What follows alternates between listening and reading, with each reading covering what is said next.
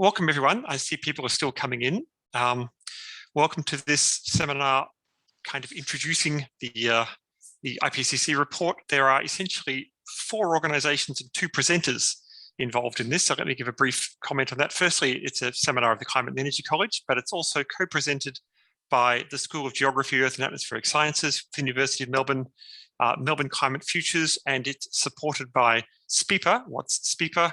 It's the Strategic Partnership for Implementation of the Paris Agreement, and it's essentially a activity funding dialogue and strengthened action between the European Union and a whole bunch of countries, in this case, Australia. So kind of a very natural thing for us to do to discuss something as clear as an IPCC report and its kind of role in coordinating and driving global climate action. So if she's available, I thought I'd also take the opportunity for one of our co-presenters, Melbourne Climate Futures from the University of Melbourne. We have the leader of MCF, Professor Jacqueline Peel, who I think can give a couple of minutes introduction to that as well, provided we can actually get her audio to work. I've just turned my audio on, Peter, so hopefully that is coming through. It is. Thanks very much, Peter, and I'm delighted to join everybody for the seminar this afternoon. It's a really important topic, and as we've seen in the news today, an enormous amount of attention really to this Working Group 1 report from the IPCC. I was just going to say a few brief words about Melbourne Climate Futures, which is the new University of Melbourne climate initiative that is bringing together climate researchers across the university, and one of the stages in the process of setting up Melbourne Climate Futures will be a collaboration and in fact bringing into the Melbourne Climate Futures fold the Climate and Energy College, which will form a broader doctoral academy of PhD students and early career researchers who are focused on the challenges of climate change and energy transition. So we're delighted that this seminar is going forward and that we have the opportunity to collaborate with Peter and with Malte and Zeb. And I'll finish my small introduction there because I think we all want to hear what Malte and Zeb have to say about this really important report. Thanks very much, Peter. Thanks, Jackie. So just a brief introduction of the speakers. Really, Malte's bio is kind of the simplest way of saying that is been there and done that, has a long history working within NGOs as part of the kind of national delegation scene around the climate negotiations. And of course, most relevant to today, a tremendously deep history in the science around climate, in some absolutely critical work in quantifying pathways and scenarios and expectations around what that climate might do. He is also my predecessor in setting up the Climate and Energy College. So this is very much home ground for Malte. And it's as I said in the session before we started, it's delightful to welcome him back from being a creature of the night, having spent the last couple of weeks in the negotiations around the summary for policymakers. Zebedee Nicholls, Zeb, has just completed a PhD at the University of Melbourne, but already has a very deep involvement in the key tools around the climate forecasting and climate projections and scenarios business, having worked with both the major models that are kind of central to the IPCC's work, the FAIR model and Magic C, and has also been involved in putting together the kind of key data sets around climate scenarios and the projections from the whole coupled climate model into comparison project that has driven the kind of key data sets. So without any further ado, I'll hand over first to Malte, and these guys are going to manage the moderation of questions themselves. Please put questions in the Q&A, and the two of them will handle that themselves. They've also very kindly offered that we'll draw the seminar to a close at 5:30. But with this much interest and this number of participants, there's a fair chance that some people will have some extra questions after that, and Malte and Zeb have agreed that they'll stay online to answer some of those. So I'll mute myself and hand over to Malte. Thank you so much, Peter. And in these virtual times, it's sometimes more difficult to know which exact blend we are speaking on here, but We are presenting here from the land of the Wurundjeri people of the Kulin Nation and would like to acknowledge the elders past and present. But I'm looking forward to your questions wherever in the world they are coming from. So with that, thank you, Peter and Jackie, so much for the kind introduction. Indeed, it was a long 2 weeks, and normally the meeting started at 7 o'clock in the night, and the next morning at sunrise, they were about to be finished. So it was long and it was arduous, and we had, I think many authors said, not a single smithing of words afterwards anymore, because delegations were rather peculiar about it.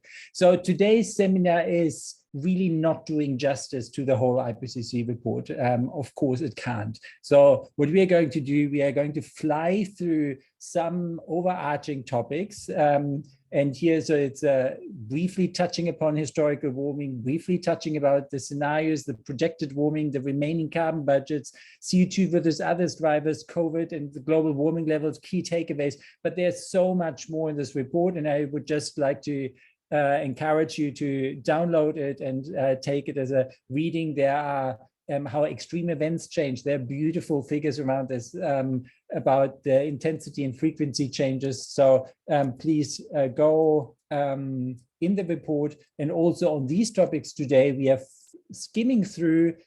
Please ask your questions. We are more than happy to go into detail. And I must say, lastly, I would like to say a huge, huge thanks to all the people that are less visible than lead authors in this process, and in particular, foremost, that is Zebedee. Without Zebedee, many of the Working Group 1, Working Group 3 collaboration, the non-CO2 part of the carbon budget in the report, the consistency between the chapters simply would not have happened. And likewise for Jared Lewis at the Climate Energy College.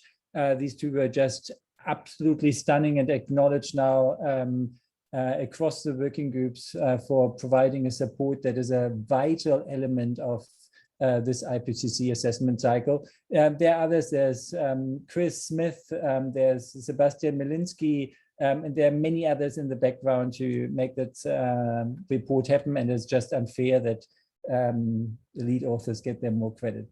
Anyway, let's get going. So we have key thing is one thing in the approval session. I'm not supposed to talk about the approval session, but there was one particular country who wanted to delete all the references to fossil fuels. So we made a little pledge of starting any IPCC presentation with mentioning fossil fuels, because some of the fossil fuels disappeared just under other sources from CO2. Anyway, the report is really pinpointing to it. There is climate change. It is us humans. It's the fact. It's not even, doesn't even need a confidence statement because it's a fact. And fossil fuel CO2 is the main driver. And we need to get to net zero to hold warming furthermore. So that is the brief summary. We could stop the seminar here, but we keep going. So the author team is 234 authors from 65 countries. Gender balance is still not good, but improving. 30% are new to the IPCC, and I think 60% have never been lead authors, coordinating lead authors or review editors before. 14,000 scientific publications were assessed. We received a total of 78,000 review comments, quite fun. And in total, 46 countries commented on the final government distribution. And I would expect around that number was also present there over the last 2 weeks of deliberations to approve the summary for policymakers line by line. The other background chapters are just accepted as a bulk. Starting very lightly without numbers or graphs, some key messages. Recent changes in the climate are widespread, rapid and intensifying, and unprecedented in thousands of years. Unless there are immediate, rapid and large-scale reductions in greenhouse gas emissions, limiting warming to 1.5 degrees will be beyond reach. It is indisputable that human activities are causing climate change, making extreme climate events, including heat waves, heavy rainfall, and droughts more frequent and severe. Climate change is already affecting every region on Earth in multiple ways. The changes we experience will increase with further warming. There's no going back on some changes in the climate system. However, some changes could be slowed and others could be stopped by limiting warming. To limit global warming, strong, rapid, and sustained reductions in CO2, methane, and other greenhouse gases are necessary. This would not only reduce the consequences of climate change, but also improve air quality. And so, yeah, air quality was a specific focus on chapter 6, and there's some new thing there. Let me briefly go into historical warming. And so we have here this beautiful graph in the SPM, and that basically here the headline message is human influence has warmed the climate at a rate that is unprecedented, at least over the last 2,000 years. That is the Pages 2K reconstruction here that you see there, and you see that large spike. Some of you might remember that in one of the earlier reports, we had a huge hoo-ha about a very similar graph. And that similar graph is MAN 1999, the so-called hockey stick, which is here shown on the left. So you can here compare left and right. Basically, all these years later, it's a confirmation of the hockey stick. And I wonder what the discussions are going to be about this one, but I assume they're going to be much quieter. So it's basically a strong confirmation. There's a slightly more pronounced dip here in the little ice age, etc. Now, the second part on that historical warming is, of course, how do we know it's us? And one of, as many of you on this call know much better, we call it as scientists detection attribution. So we try to detect climate change and then attribute it to human causes. And that attribution is now so certain on the global level that we state it as a fact. Human influence has warmed the climate at a rate that is unprecedented in the last 2,000 years. And you can be assured that on the iconic word in the sentence, unprecedented, there was also quite a bit of discussion among the policymakers. But now the numbers come. So comparison to AR5, what has changed? You might have heard there was a historical warming update. It is assessed now that from 1850 to 1900, which is taken as a proxy for pre-industrial levels, that now the warming up to recent times has been assessed to be slightly larger. It is mainly because the coverage of the poles has changed, and there are some other methodological improvements. And now we also in AR5, rather than relying only on one of the data sets, which was HETCO4 at the time of AR5, we're now relying on multiple data sets. But it doesn't really matter so much because they're all so similar. But headline here, over comparison like with like for the same periods, we roughly have a 0.08 degree warmer historical warming. Of course, some governments got really itchy about, okay, what does it mean now for 1.5 degrees, etc. And there are many different opinions floating around. What does it mean for the Paris Agreement target? I think IPCC is quite clear. We're not going to freeze one part of the science and provide two temperature scales, etc. We really give the best update of the science overall, and historical warming is not the only thing. There has been updates, have been updates to aerosol forcing, to climate sensitivity, all in all.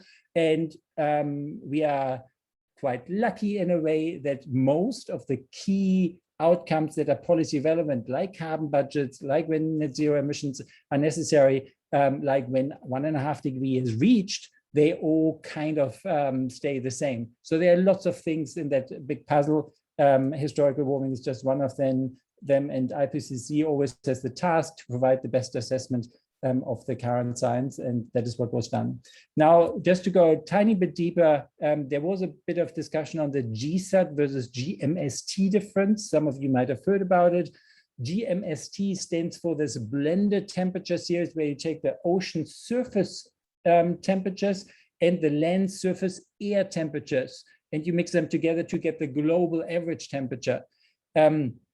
And then there was a discussion, well, we should actually be consistent in the future. In the models, we just have it consistent everywhere, air temperature, but we don't have these measurements in the past. So then coming up with a proxy time series for historical GSAT warming, so the air surface temperature roughly 2 meters above ground, was then first done. Some models suggest it is warmer. Some observations suggest maybe actually not. The theory also is kind of unclear about it. So in the end, the AR6 assessment is that they are considered to be different. The uncertainties are different, but at the moment, we don't have enough evidence to say which one is warmer. So effectively, the numbers are the same. And here you see a plot, not the prettiest plot, but you see here an orange line is the AR5 warming, and you see here how it stops there, and the beautiful hiatus discussion that we all endured there in the times of the last IPCC report. Surprise, surprise, we don't have a hiatus discussion anymore because global mean temperatures shot up quite significantly. So it's not only because global mean temperatures shot up again to something like a very linear trend here in the last period, that it's warmer. It's also because, as I mentioned, the coverage of the poles, and you see here the difference is relatively tiny. I'm told that here this blip of the adjustment, which is probably one of the largest adjustments of the historical time series, is thanks to our colleague here, Lyndon Ashcroft. And the people behind this historical temperature adjustment are Blair Trevin here from Australia, and Peter Thorne and others who are sitting in Ireland overseas. But here, big kudos to Blair Trevin.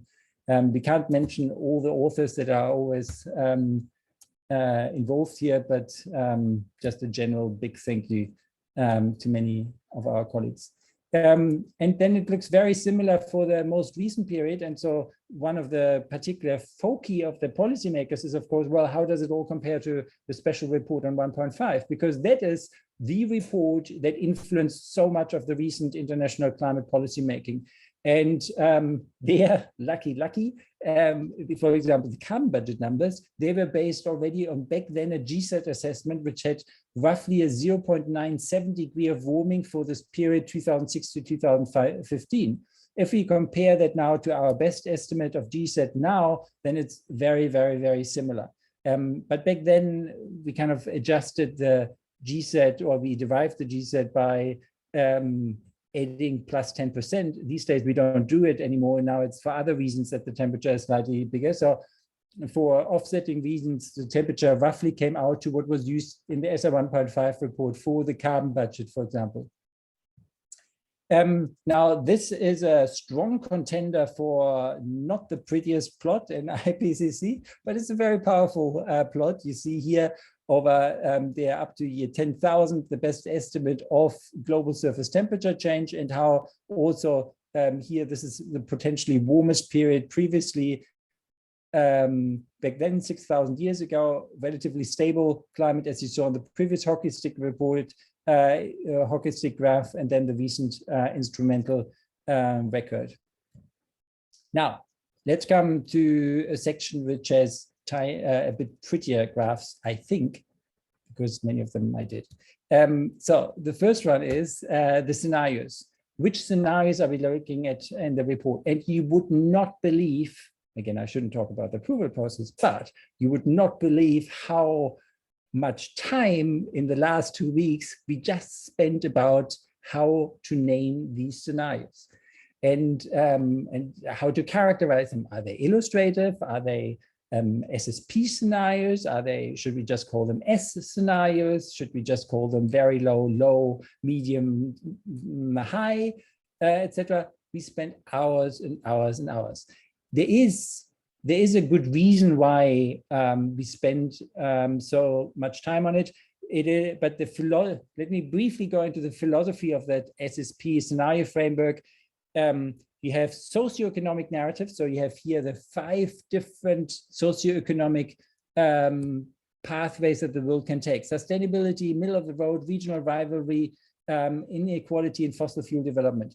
And then if you plunk onto those development pathways mitigation action, then you can come to either baseline scenarios, mitigation action equals 0, or very strong mitigation scenarios. And pretty much you can achieve a lot of the low climate levels in either of the future socioeconomic developments. That's not quite true. In some of them, when we have lots of inequality or regional rivalry, the models have a very hard time to get to really low emission levels. In the sustainability one, it's of course a bit easier, but also in the SSP5 one with strong economic development, it is okay if you do a lot of mitigation action. So But the problem then is that, of course, in working group 1, we have to confine ourselves. Here again, you have these 5 blocks, and then you have here the indicator for warming, which is taken as the radiative forcing level, and which is here these numbers. So 1.9 stands for the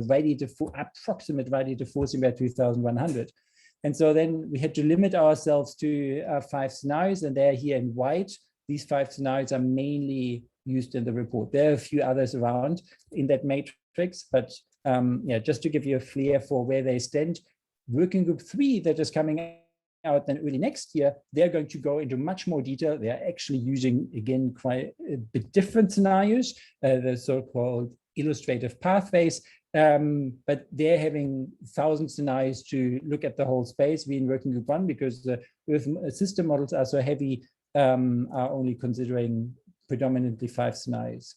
Now, these 5 scenarios have here CO2 emissions. So if you just look at the CO2 emissions, the key thing here is the 2 lower ones, they start reducing this decade, the CO2 emissions. Here's the Ssp 126, roughly a well below 2 degree scenario.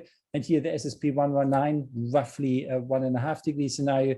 They start reducing this decade. And then around 2050, 2055, the Ssp 119 gets to net zero CO2. And that is how also many of the more pesky questions to working group 1 are formulated. Well, do we need net zero? We can say yes in the considered scenario. The scenario with net zero emissions around 2050 will be in line roughly with 1.5 degree warming. But again, as I said, the more full-scale assessment of which pathways can lead to these net zero point, how many negative emissions you do thereafter, there can be more or less, and that doesn't necessarily have a bearing on the peak warming. It depends on how you distribute emissions over time, and that will be all much more researched in working group 3.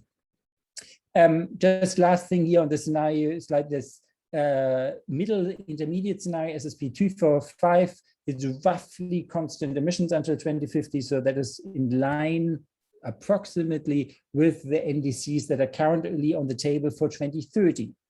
The NDCs that are currently on the table for 2050, they actually are very close to Ssp 119 or Ssp 126. So they are around the net zero mark. Just the 2031, this decade, where we could actually do something, they are just very much flat emissions. Briefly, methane emissions, you see they are not going down to zero. That is no news. The lowest scenarios are roughly halving methane emissions for the second half of the century from today's levels.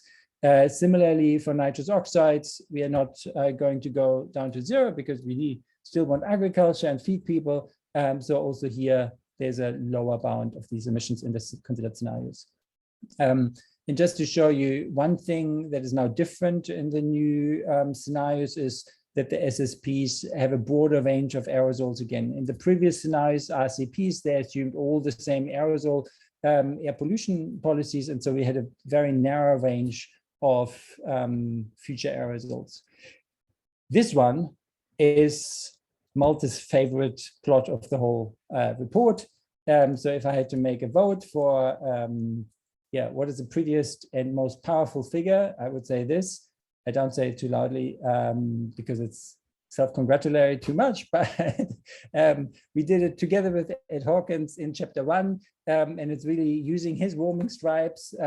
And then I plotted here the 5 scenarios together with the information of when is the peak CO2 information that is going here, the little error, and when are they halved, and then when are they zero in the 2 lower scenarios. I can't see your faces, but I hope that you would congratulate that this chapter 1, that chapter 1 came here up with a fantastic figure. That is very powerful. I heard on Twitter that it should be plastered over Times Square everywhere. Anyway, moving on from the pretty figures, we have plenty of others still there, but this is also a not too bad figure. Here you see the greenhouse gas concentrations up there, and then the hockey stick again dragged out over the last 2,000 years. And not only do we have here the historical instrumental record, which you see here, this tiny black blip here, you also have the Paris Agreement targets where they sit. And then these ones are And here, for example, again, kudos to Jared Lewis, who crunched through all these archives on the ESGF service. But if you just take the raw information from the CMAP6 models, where do you end up? Here up to 2,100, the gray bar, or then all the way to 2,300, then you find even scenarios that go absolutely bananas in terms of their temperatures up to 2,300 in the very high scenarios. Of course, the very high scenarios are now a bit under critique because they are more illustrative for worlds that we hopefully avoided. The NDCs already are putting us on the intermediate level, so we are estimating only around 2.5 degrees, 3 degrees by the end of the century. The really worst case scenarios, they could happen if there's some surprising carbon cycle feedbacks, etc. But just the world that we could make, it's a huge range in the future. Anyway, that is again a chapter 1 figure here underlying, but now I hand over to my colleague Zeb, who goes more into the projected warmings over the to these specific scenarios. Okay, over thank you, Malte. you. Thank you. And yeah, just a thank you back to Malte for all of his efforts throughout the entire process. I was very lucky to be able to work with Malte and all the other coordinating and lead authors. It was clearly a challenge doing it all virtually, but there was some great leadership shown, and I think we've pulled together quite a nice product in the end. The other thing I would say is there's a few good questions in the Q&A. Keep them coming. We're looking forward to that section starting in about 10 or 15 minutes, and your questions are sure to provoke a great discussion. So, as Malte said, here we have the chapter 1 figure based mainly on CMAP6 models, and further in the report in chapter 4. Whoopsie. Sorry. We're going back to our assignments. Different work, different course. In chapter 4, in the report, they go and do projected warming in more detail. And so instead of just taking raw CMAP6 output, there's been quite a nice methodological advance, which I'll come to in a second in chapter 4. But I thought the first thing we would do would be to just describe and discuss the projected warming estimates from chapter 4. And what I'll do is I'll just flick across and share the slides on my screen instead. And we'll try a bit of pass the parcel with Malte. And hopefully that'll keep everything moving. So here we are, projected warming. So these are the numbers that come out of chapter 4, and these are the warming projections, including multiple lines of evidence. And so the really nice thing about chapter 4 is they didn't just take the CMAP6 model output, they took multiple lines of evidence, combined them together, and ended up with a arguably much stronger product. So this table is table SPM.1, one of the headline tables from the report, and you can see here all of the warming projections for the different scenarios. And I just want to highlight quickly the very low emission scenario, so this so-called Ssp 119. And what we see here is that there's a peak at 1.6 degrees in the middle of the century, then we're down to 1.4 degrees by the end of the century. So in this very low considered scenario, we've got temperatures that are around 1.5 of their peak, and we have this limited overshoot of up to 0.1 degrees. And having spent some time working with the chapter 4 authors, it turns out that if you don't round these numbers to the nearest decimal point, it's actually slightly below 1.6, and it was right on the edge of whether it would be rounded up or down. So we're really within that 1.5 degree range under this very low emission scenario. And it requires, in order for this to actually happen and be realized, we need net zero CO2 by around 2050. And in the Ssp 119 scenario, it's net zero at 2056. There are other scenarios out there in the literature which have net zero sooner than that, 2045 or 2050. And those scenarios would give an even greater chance of staying below 1.5 degrees and would also obviously keep us in that ballpark. So the question that you could pose to yourself is, well, is this realistic? Is there any chance that we're going to get to 2050 and have net zero CO2 emissions? In the last 6 months, there's been quite a lot of developments in terms of pledges. Around 60 countries already have net zero targets, and they represent more than 50% of global emissions. And if such targets are implemented on a global level, then yes, we really are going to be in the ballpark of 1.5 degrees. So we are getting to the point where we've got the pledges, we know what the science says, and at the moment, it's really just a matter of whether we take the action or not. And that will decide whether we end up at that 1.5 degree mark or whether we go sailing past. So if we talk about sailing past, At the moment, current NDCs put us on a pathway to about 2 degrees by middle of the century. So NDCs are nationally determined contributions. They're what the countries put forward as part of the UNFCCC climate negotiation process. So IPCC is policy neutral, doesn't make policy prescriptions, but it provides information to the policymakers. And the policymakers put forward their own pledges based on their own governments and countries' situations. And at the moment, if we add all those up, we end up with this middle of the range scenario, which looks at about 2 degrees by mid-century, 2.7 by the end of the century. But as I said, about 50% of countries put us on a much better pathway. And so if the rest of the world follows suit, we could actually put ourselves on a pathway which is much closer to 1.5 degrees. If you take these out of a table and actually put them into a plot, you get something which looks like this. So we can see the very low emission scenario down the bottom here, just crossing 1.5 and then back below by the end of the century. A still low emissions but slightly higher scenario puts us in this well below 2 category, but definitely above 1.5. And then this brown line here, or gold, is what current pledges roughly lead us to in terms of warming. Now, there's a huge amount of effort which went into making these projections. And one of the beautiful things in this report was that there was a really strong methodological advance on AR5. So in AR5, most of these projections were based on CMIP, so Earth System Model runs alone. But in AR6, Chapter 4 and their author team made a really big effort to combine multiple lines of evidence. So the first thing they took was Earth System or CMIP6 model runs, same as AR5, and that's in this top left-hand plot here. But then they used observations to constrain those CMIP6 model runs. So they said, okay, if we've got these runs, which ones are consistent with observations, which ones are less consistent, and what does that tell us about which projections we think are more likely and which ones are less likely? And so they use that to produce these projections on the right. And you'll notice here that the projections are generally lower and that they're more certain than the unconstrained CMIP6 model range. And the next thing they did was they took the assessment of climate sensitivity, which comes out of Chapter 7, and they translated that via an emulator, something we discussed a little bit in cross-chapter box 7.1. And they used that to produce an estimate of projected warming based on the climate sensitivity estimate, entirely independent of the CMIP6 model runs. So that gives you these green bars in the bottom left. And then when they average the two, that's where they end up with their assessed warming time series. And so because of this use of multiple lines of evidence, we are much more certain and have much greater confidence in our projections of future warming and where we might end up under different scenarios. And that's a great step that's been taken in this part of the report.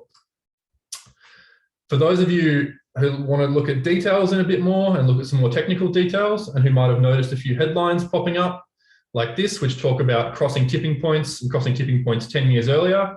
Malte and I wrote, along with Piers Forster, one of the coordinating lead authors of Chapter 7, we wrote a commentary in Real Climate, which discusses these headlines and the basis for them. The spoiler here is that there is definitely not any basis for concluding that we're hitting 1.5 degrees 10 years earlier. And if you want the details and all the technical information, I'd refer you to that Real Climate blog post. But yeah, can't stress enough how misguided these headlines are and that there is no basis for such conclusions when you actually go and look through all of the details. So with that said, let's talk about remaining carbon budgets quickly, which are a topic which always get quite a lot of attention in these assessment reports. For those of you who aren't completely familiar with the concept of a remaining carbon budget, it hangs on a figure like this, which essentially shows that if you have what we refer to as cumulative CO2 emissions or total CO2 emissions over all time, then there is a one-to-one relationship with global warming. And put another way, every single ton of CO2 emissions we put into the atmosphere adds to global warming. So in some ways that's slightly scary because every single emission is causing more warming, but in other ways it puts the control back in our hands because you can flip it around. Every ton of CO2 we don't emit is global warming, which we're avoiding. And that's a really, really key thing to keep in mind. And that is one thing that we've become more certain of over the assessment reports. And this assessment report has really cemented that science and shown that CO2 is the key driver, and every single ton of CO2 we add is pushing our global warming up. Here, this figure shows different scenarios. So for the very low emission scenario, SSP 119, cumulative emissions from 1850 get up to just over 3 trillion tonnes of CO2 and then stop. And so we expect to have warming in the range of 1 to 1.8 or so. As we go up to the higher emission scenarios, our warming also increases. And it's sort of remarkable that there is such a one-to-one relationship, because underlying these plots is not only CO2 emissions, but also emissions of other greenhouse gases like methane and emissions of aerosols. But it turns out that when you put it all together, both the scenario characteristics and the characteristics of the climate system, the physics that we live with, you come out with this one-to-one relationship. And that is a very, very useful concept for both climate mitigation policy, but also for keeping in mind what the real driver and what the real cause of future warming is. That figure in a bit more detail, I think I've talked through it enough for now. And the bottom of the figure, they have this nice illustration of when we hit different cumulative emissions milestones over time. So we can see that in the highest emission scenario, our cumulative emissions keep growing quite quickly, whereas in the lowest emission scenario, we still emit quite a lot in the next decade. Between 20 and 30, our total emissions are very, very small, and between 2040 and 2050, our additional CO2 emissions are almost nothing. So you see that strong reduction in emissions over time, which greatly slows the rate at which total emissions increase and greatly slows the rate of warming. When we go through the report and look at the remaining carbon budgets and how they actually line up, we have table SPM.2 here, which presents all those numbers. I just want to highlight a couple of key ones.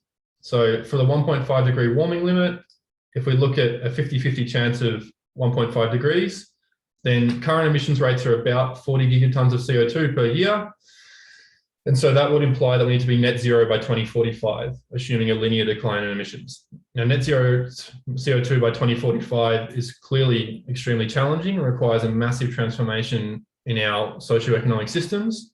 But for a 50-50 chance, that's where we need to be. If we want to increase our chance of 1.5 up to 2/3, then it becomes net zero by 2040. So we are absolutely the limit of what is feasible, but we think that we can, we're absolutely the limit of what is feasible, but clearly there is some possibility here, and that 50-50 chance, 2045 net zero, this is not a question of physics. There is still room to move with the carbon budget. It's a question of what actions we take next. One other question which often gets asked is how have carbon budgets changed since previous assessments? So as Malte pointed out earlier, it's surprisingly stable from previous assessment reports. So compared to SR 1.5, the median carbon budget is very, very similar. The big change is from the 5th assessment report.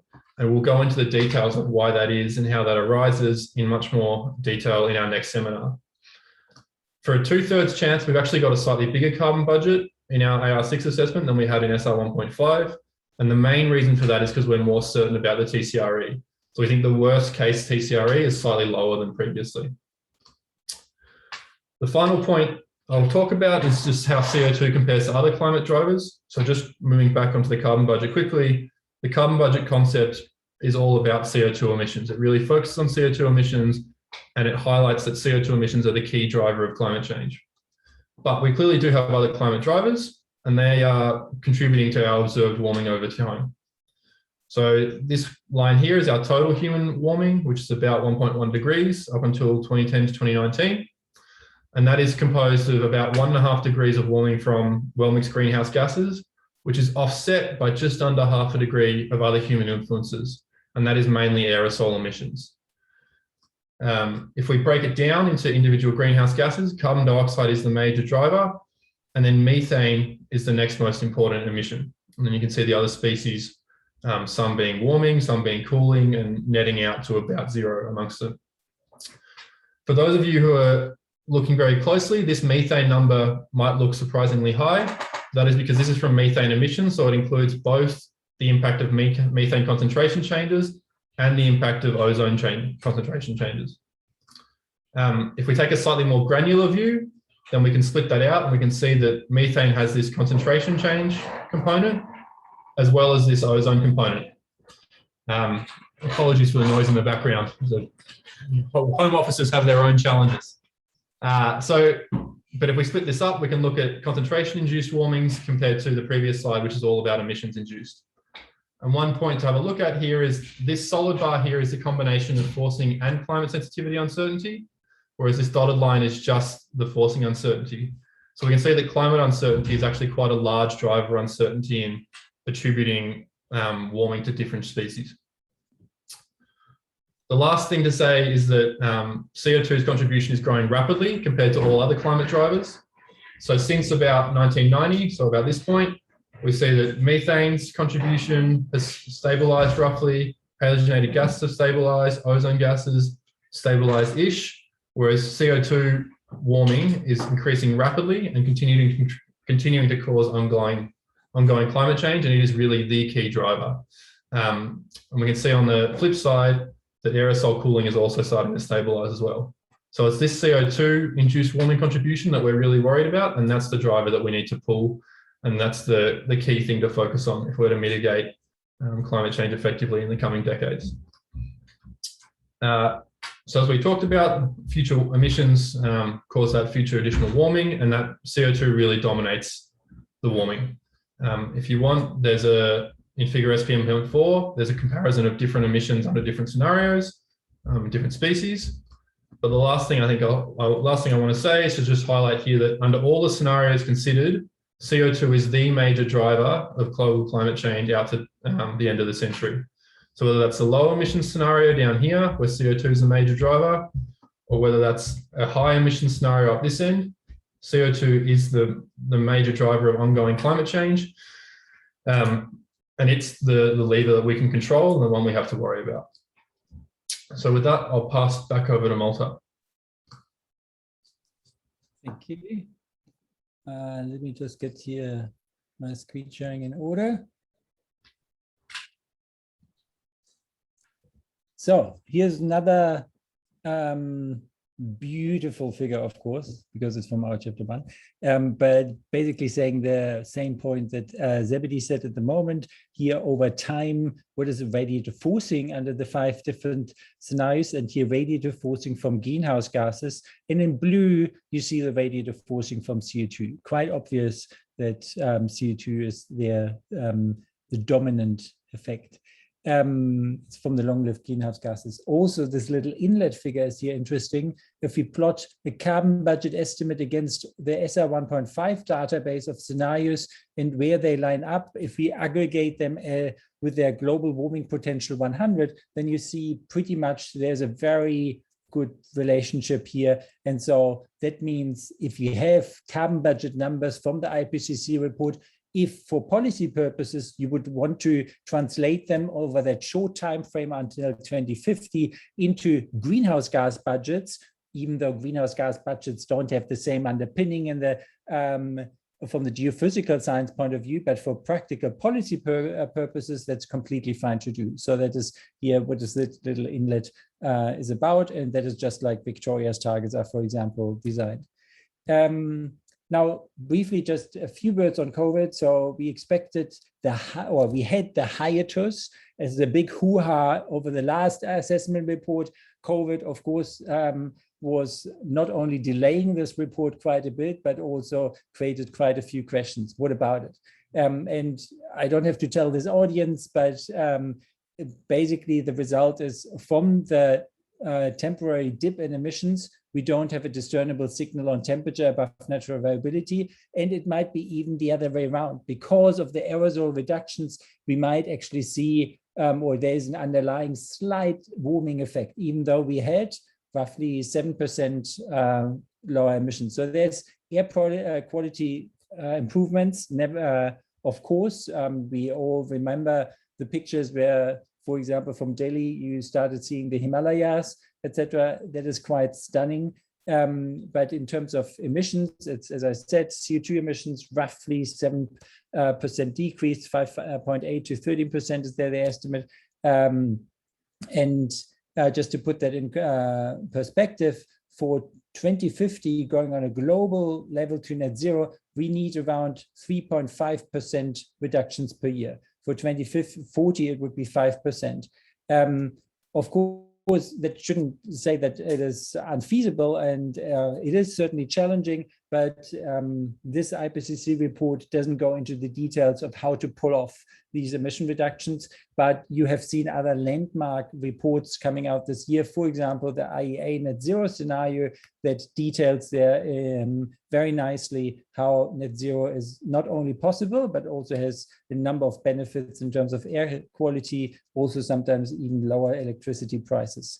The key question in the terms of, okay, how does COVID change the scenarios, etc., is not really our lockdown period right now. It is how is the stimulus money used?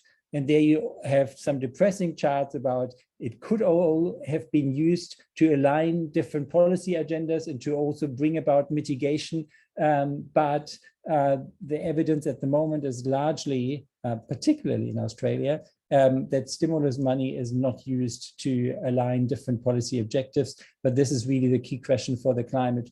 With that rebuilding process, how is that recovery money used?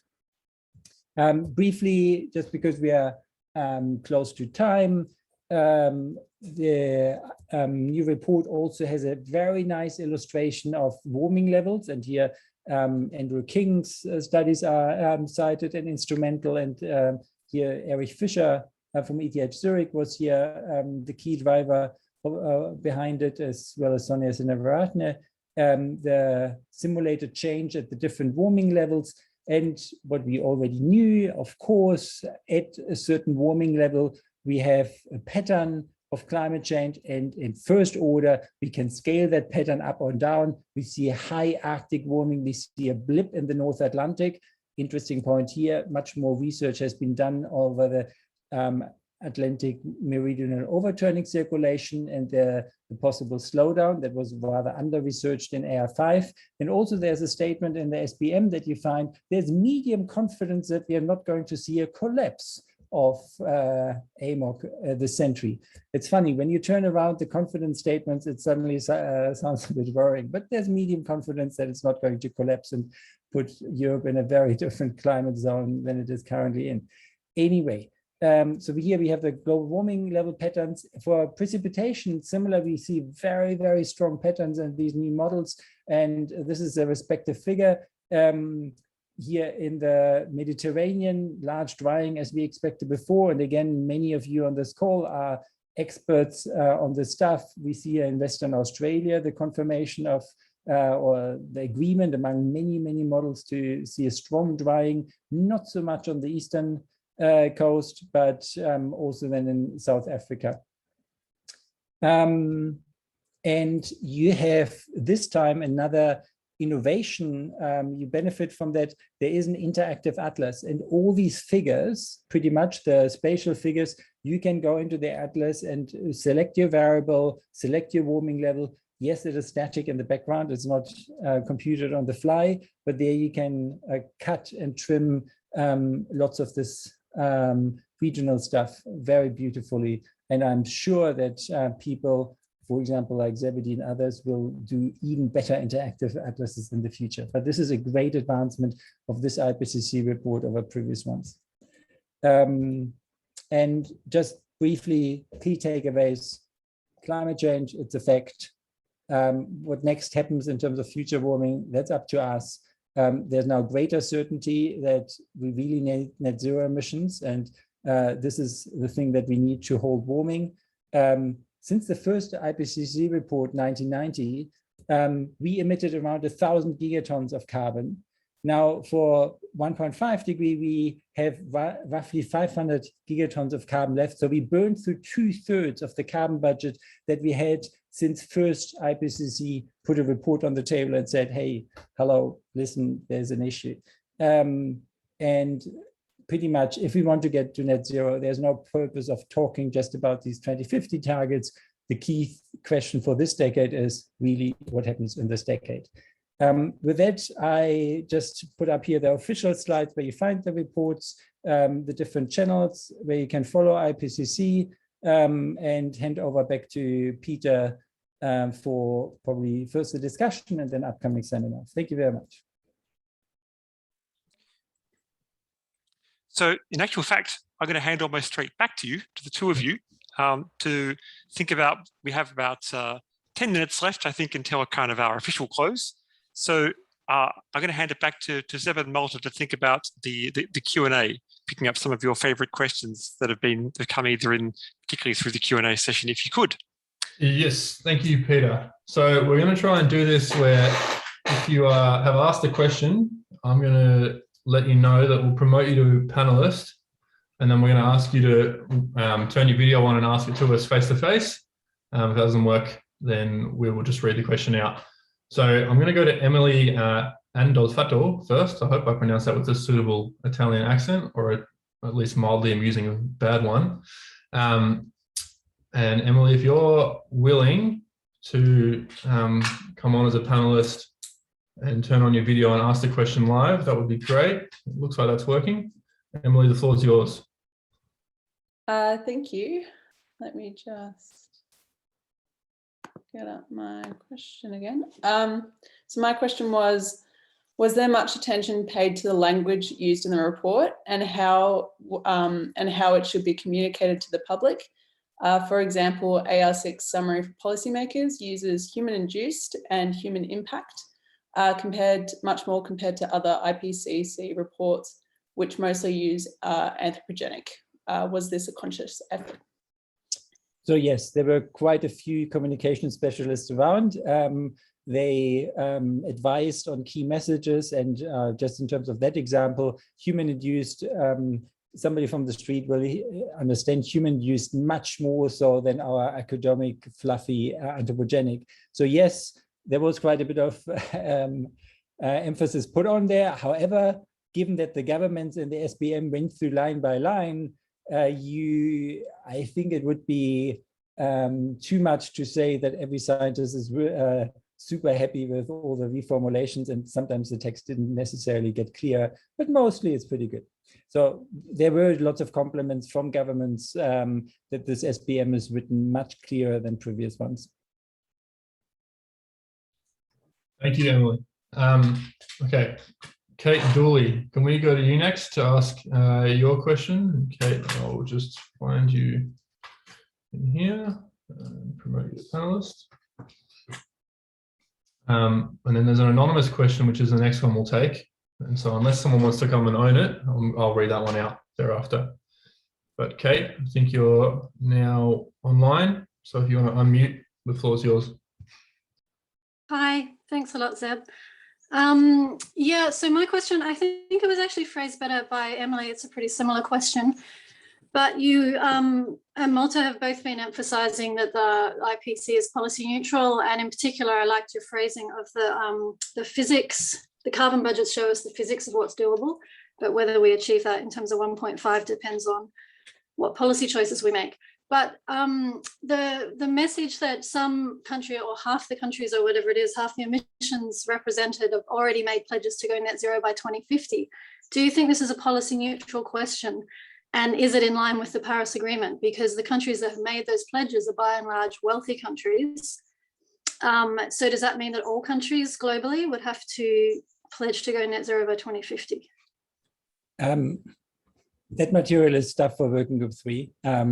The IPCC Working Group 1 just says if globally net zero emissions are achieved by 2050, then we have a good chance of staying around 1.5 degrees. And that is what the physics can say about this.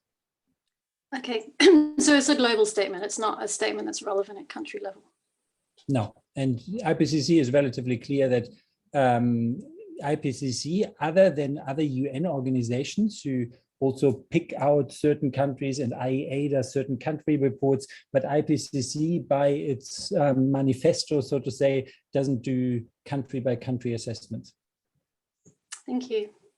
My quick 2 cents on that would be to have a look at working groups and then maybe catch us in a day where we don't have our IPCC hats on and you get a different answer potentially. Okay, so the next question I want to go to is, sorry, I've lost it. Is actually from David Caroli, which is a nice rephrasing of one we got early on in the seminar. So David, I will promote you to a panelist now. There you are. So if you're able to ask your question, David, that would be great.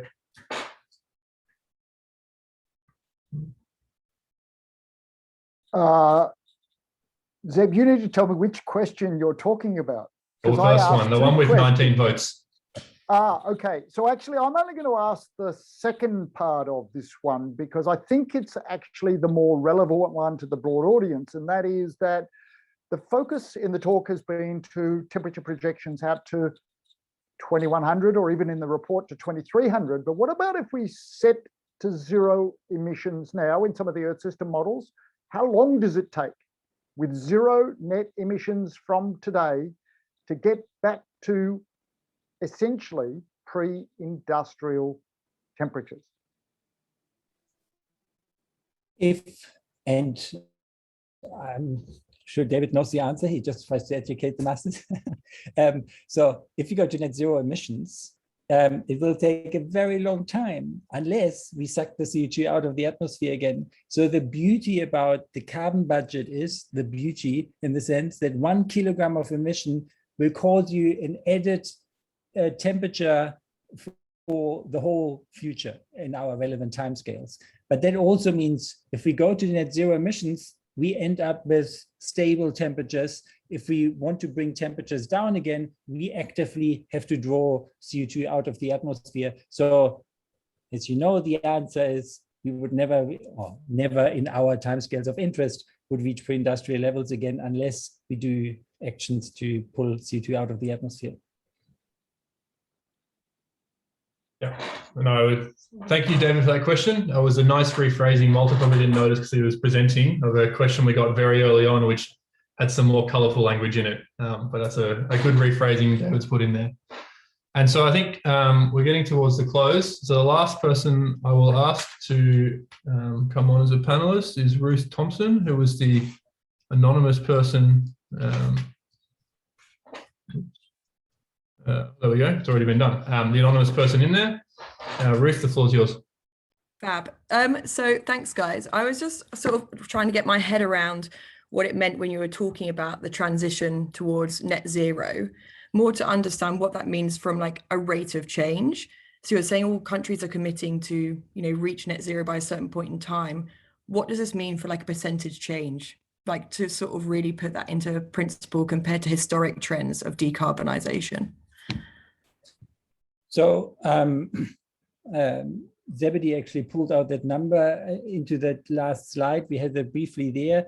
It is simple math. If you go from today and you have 30 years to go to zero, then you divide 100% by 30 because we are looking at a linear line, not an exponential decline.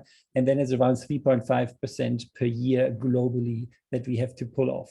Now, in terms of historical changes, yes, we did twice as much during COVID, but that is not really a good example because we don't want to repeat lockdown over and over again. And we had other periods where emissions fell. However, historical examples in that particular questions are bad ones because technologies were different. Now, today, doing the right thing and producing electricity with zero emissions is also the cheapest options in most corners of the world. So therefore, it is a very different story. And all the future, also the integrated assessment models and the IEA projections in the past always assumed that our solar and wind uptake are slower. Now we have this incredibly powerful economic driving force of the cheap thing to do is also the right thing to do. So historical comparisons to historically achieved reduction rates would be valid if we had stagnant technologies. The big thing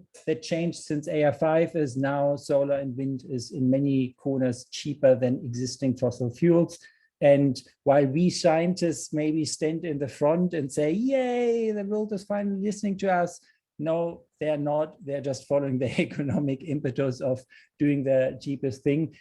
Maybe climate scientists have a bit of credit here because the warnings of IPCC were instrumental to, for example, pull off the feed-in tariff in Germany in the beginning, which then started the development and the lowering of the cost curves. But again, comparison to historical reduction rates are valid for sectors where you are still working with historical technologies. That is certainly not valid anymore, neither in transport, where we have EVs, nor in the electricity sector. Yeah, no, thanks for that. I think I was kind of alluding to that in some senses, because technology is not linear and it's exponential shifts of the curve. So trying to understand how that all sits together. So fab, thank you. Thank you very much, Ruth. Okay, I'm going to do a classic Zeb and Malte thing, which any of our students will know and run slightly over time. I think to finish, Malte, there was a few requests in the chat for you to talk through the warming stripes. So maybe I'll share my screen, and if you do a final chat through the warming stripes, and then we can hand back to Peter and bring this to a close. Okay, so what you see in this graph is from 1750 to 1850, we separated here because that is a historical reconstruction of temperatures, the so-called Pages 2K construction that you also saw over the last 2000 years. The actual instrumental data that you often see, and that is also the reason why most of our historical references in IPCC report are 1850 to 1900, so that instrumental record starts only in 1850. That's why you see that slight slither there. But that is not really important for the overall graph. The overall graph shows 1750 to today. So since pre-industrial times, what is the annual mean temperatures globally? And that is marked then by either red, which is a bit warmer, or blue, which is a bit colder, thanks to these beautiful warming stripes that Ed Hawkins, my colleague, who is also working in Chapter 1 and who also often works with Andrew King here from our department and others, he came up with that, apart from the spirals, although there was somebody else involved, but that's another story.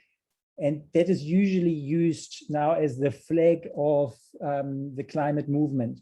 Even the WMO head who was speaking at the IPCC plenary had that as a background, and you see it all over, as you will be well aware. What we did then on the right side is to extend that into the future. And so we took the assessed temperature ranges for the 5 scenarios for Ssp 119, 126, 245, and then we added natural variability on top of it from a representative model 1 to also get that stripe feeling. Otherwise, it would be just smooth and flat, and it wouldn't give you the same connection to the past. So what you see here is the very high scenario, Ssp 585 on the top, going into crazy temperatures levels of 5 and 6 degrees, but it's largely, again, as I said before, discounted in terms of even if we follow through with current world trajectory, we are most likely not going to see that unless there are huge surprises in carbon cycle feedbacks, etc. Then also the Ssp 370, more often, if you, for example, look at the reports from the IEA, where do they have their best policy or their do nothing more scenarios heading towards, then we are looking at something like the middle scenario, the Ssp 245 that you see here, which has around peak emissions around the 2030s and then halved emissions by the later half of the century. Again, by far not enough to stay within the Paris targets. For those, you need to go either to the low scenario for well below 2 degrees or around 2 degrees. That is the Ssp 126. And there you see that has zero CO2 emissions around 2070. Or actually the only scenario of these 5 that is compatible with 1.5 degree warming is here the very low scenario, Ssp 119, that has, as I said, the net zero around 2050, 2055. And the peak emissions are just like other scenarios, around now the 2020s. So basically now. So with that, we just, even though we do the full-term mitigation, full throttle mitigation, what is becoming clear, we are not going past into the blue stripe areas anytime soon. If we are lucky, by the end of the century, with a lot of mitigation going on, that also comes, as I should stress, with substantial benefits and opportunities, particularly for a country like Australia. But then we are seeing temperatures around 1.4 degrees, plus or minus big uncertainty ranges, and that is certainly coming with wildfires, droughts, and floods more than what we currently see, but less what we otherwise see if we don't do the mitigation. Beauty. Thank you, Malte. I'll just put up the slide with upcoming seminars, and Peter, I think we throw back to you at this point. Absolutely. Yep. So first, thanks to both of you for marvelous seminar. Really kind of, for me, a bracing combination of concerns and possibilities, with perhaps a little more kind of view of the possibilities of pathways forward than perhaps we've been thinking about for a while, and that's perhaps a message for us to take away, that this is very much in our hands. I also want to thank kind of on behalf of lots of us interested in this problem and outside the IPCC process, to the two of you and probably lots of other people on the meeting who have been inside the IPCC process, just what a tremendous effort this actually is. I've been close enough to these processes over the years to know just what a grind they are, and that's without having to do this at ridiculous hours of the night. So thanks to the two of you in particular, and probably lots of others on the call as well, for this kind of landmark of environmental science. That each time I think they've just about squeezed the lemon dry. They can't improve the IPCC report that much, and yet a kind of more forceful and polished and pertinent document comes out half a decade later. So a marvelous effort all around. As Zeb's showing, we've got a little further to go into this process. We'll be coming back to go into a little more depth, particularly around things like the budgets, for a seminar in a couple of weeks' time. And this forms part of a series of seminars we'll be holding every 2 weeks at this time, looking at the whole question of the climate and energy transition with a little bit of focus for the next little while on the IPCC process. Now, if you're still amenable to it, guys, Zeb and Malte have said that they'll stay around for a little while to answer questions, but this probably draws the formal part of the seminar to a close. Thanks to all of you for coming. Marvelous participation to what I hope was an important and fascinating seminar. So thanks, everyone.